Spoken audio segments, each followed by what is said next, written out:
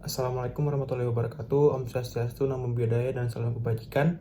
Perkenalkan, nama saya Laur Saldan Falih, bisa dipanggil Saldan. Saya kelahiran Jakarta, namun dari kecil saya dan keluarga saya memutuskan untuk pindah ke Yogyakarta. Dan setelah lulus SMA, saya melanjutkan pendidikan saya dan berkuliah di ITS dan mengambil prodi Sistem Informasi. Karena saya sangat suka dengan hal-hal yang berbau dengan teknologi, khususnya dalam pengembangan sebuah software. Untuk pengalaman saya sendiri tentang database, saya memiliki sebuah pengalaman, yaitu saat saya membangun sebuah aplikasi web untuk keperluan tim robotika ITS. Selama saya menjadi mahasiswa ITS, saya tergabung ke dalam salah satu programmer di tim robotika ITS, dan saya ditugaskan untuk membuat sebuah aplikasi web yang dipergunakan untuk mengontrol robot dan juga menampilkan nilai-nilai sensor yang dipasang kepada robot tersebut. Yang intinya di mana aplikasi web ini harus dapat menerima data secara real time dari robot yang dikirimkan langsung menggunakan WiFi dan ditampilkan ke dalam sebuah web aplikasi. Nah, di sini mencoba membuat sebuah web aplikasi dengan menggunakan bahasa pemrograman Dart dan juga framework Flutter, dan juga didukung dengan database yaitu Firebase. Nah, di Firebase ini saya menggunakan fitur yang namanya real-time database, yang dimana fitur ini dapat memungkinkan kita dapat saling mengirimkan dan menerima data dari suatu perangkat elektronik secara real time. Dan juga penggunaannya pun juga sangat praktis.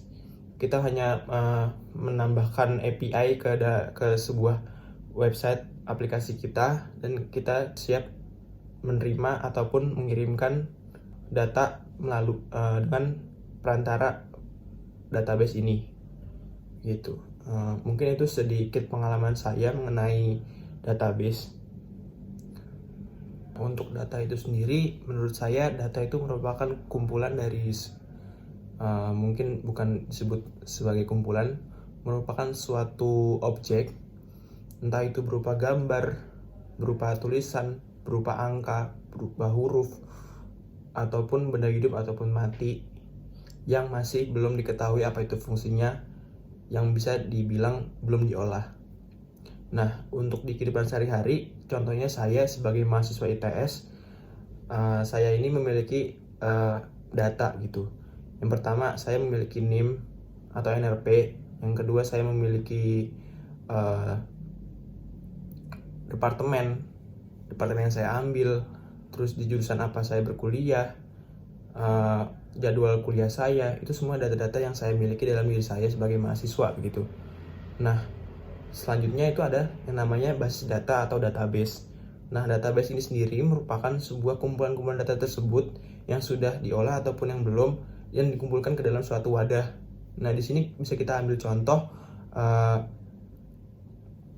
sebuah lemari arsip begitu. Nah, lemari ini menyimpan data-data mahasiswa, karena di ITS tuh mahasiswa sangatlah banyak, dan lemari ini berfungsi untuk menyimpan data-data yang terkandung dalam suatu mahasiswa dan dikumpulkan ke dalam satu wadah, yaitu tadi lemari arsip tersebut. Nah, selanjutnya ini ada yang namanya ini DBMS. Nah, apa sih DBMS itu? DBMS itu kependekan dari Database Management System. Database Management System ini berfungsi untuk mengatur seluruh data-data tersebut yang tersimpan di dalam database. Misalnya nih, dalam sebuah database fakultas. Database fakultas itu menyimpan arsip-arsip mahasiswa dari departemen-departemen. Misalnya di fakultas FTIC itu menyimpan database mahasiswa informatika, sistem informasi, teknologi informasi, teknik komputer, dan teknik elektro. Nah, kumpulan-kumpulan data tersebut harus diolah dan dimanajemen sedemikian rupa supaya dapat disajikan dan dapat ditampilkan dengan rapi dan juga sesuai dengan kebutuhan yang kita inginkan. Jadi, dengan kata lain, DBMS ini adalah alat yang membantu kita sebagai manusia agar dapat mengelola sebegitu banyak data agar bisa disajikan dan diambil manfaatnya, supaya kita dapat menjadikan data-data tersebut untuk menjadi sesuatu yang berguna atau menyelesaikan sebuah masalah.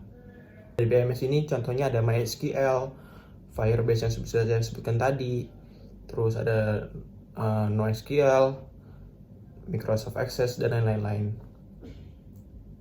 Mungkin itu saja perkenalan diri dari saya dan penjelasan menurut saya apa itu data, database, dan juga DBMS.